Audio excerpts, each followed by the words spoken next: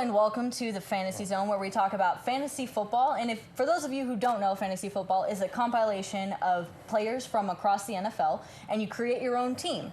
And on Sundays or Thursdays or Mondays, depending on when they play, you get points based on how they do in real life. And you go up against other teams from your league all year long. So my name is Courtney Salmon, and for those of you who don't know, I also do the news and stuff here for KPVM 46. And this is Kirk Vitto. Hello. Glad to be here. And this is Jason Earnest. Hello. We're all fantasy football fanatics. So we've compiled this show today, and we've broken it into different segments. And so first, we're going to try and help everybody with their own fantasy football teams if you have one. Our first segment is what we call Stardom Situm, and it's based on who you should start or who you should bench on your team based on who they're playing in the regular Sunday. So first off, who do you have starting for quarterback? Well, in the perfect league, I would have Tom Brady. But because we draft, some players are better than others. But I have my personal starting quarterback in the league that I'm in with Mr. Vitto, or Kirk, is Carson Palmer, which I'm thrilled with. I mean, he's quietly just racking up stats, and arguably Arizona is one of the best teams. So I'm happy with Carson Palmer at quarterback. Absolutely. Okay, so if you had to choose somebody that was non-conventional, who would you pick to start?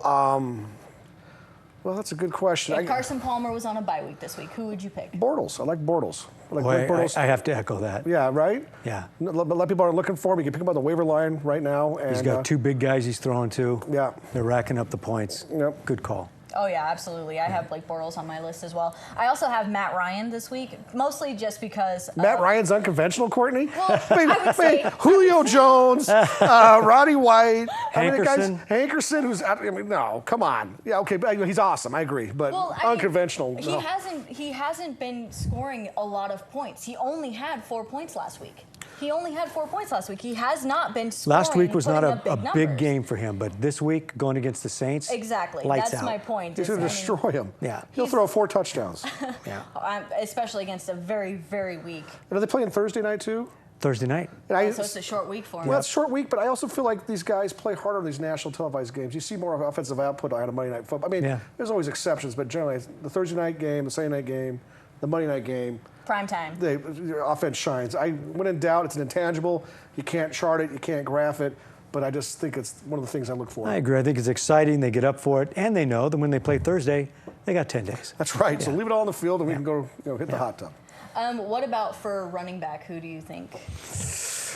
Nobody saw this in your fantasy draft leagues. Nobody saw Devontae Freeman. Not that he wasn't drafted, but nobody saw that this guy was going to be this touchdown machine that he's become. And I don't think the return of Tevin Coleman is going to scare me away if I've got Devontae Freeman, because you got all these things that happened with the guys that we thought. I mean, what happened to DeMarco Murray? He fell off the edge of the earth. Well, last week he did not, though. He came back, had 1 week. So, and as we talked about, because we were talking about, we love fantasy football so much, we were talking about this before the show began. And we were talking about DeMarco Murray. Should we trade him? Should we hang on to him? Talking about trade offers. I mean, he had a good week, so what's going to happen this week? Well, I'll tell you what. Who do they play? Who do they play? You got a screen? That guy right here. Eagles are playing. Here we go. What do we got? Bear with me. I should know this. I'll play the Giants, all right? They're playing the Giants. Okay. And Chip Kelly is the smartest guy in the room. He's not going to admit when he's wrong. This crazy offense he's running, he's having some problems with.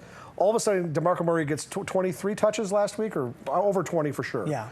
And they win, have a good output. He still spreads the offense. I think Chip gives him that many touches again because it allows him to win, allows him to stick with his offense, and not have to admit I was wrong. Right. So I say DeMarco Murray play him. As we were talking about it, I was on the fence, but now I think about it, DeMarco Murray. Well, I agree with that. I agree with that because Chip wants to win, obviously, and people are looking at him because he made some pretty wild moves the last couple of years. What's going on here? He doesn't want to look like he's the guy that did this big, huge move and then it flopped. Yeah, I think he's probably going to ride DeMarco. I think he should ride DeMarco. And in our league, we're a PPR league. Yeah. It's all about getting that running back that touches the ball 20 times. Yeah, no, so you want the touches too. Yeah. Absolutely. All right, well, when we come back, we'll have more about this in our next segment. Cool.